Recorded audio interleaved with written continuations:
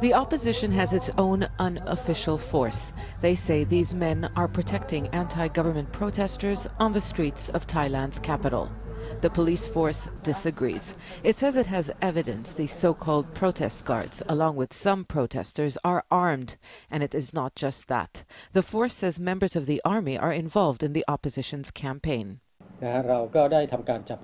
We arrested 3 Navy SEALs who had weapons and protest guard IDs. We also confiscated 98 weapons, 6 explosive devices over recent months. Is this a peaceful rally?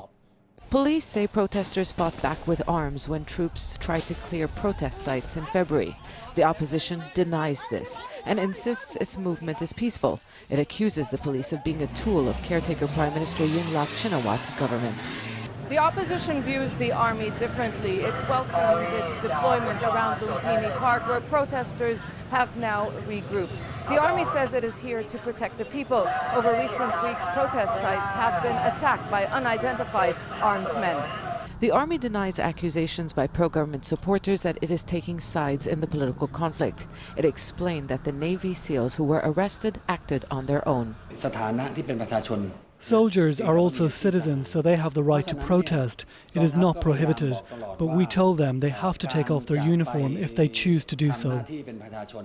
The army has a long history of intervening in politics. It deposed the current Prime Minister's brother, Thaksin Shinawatra, in 2006.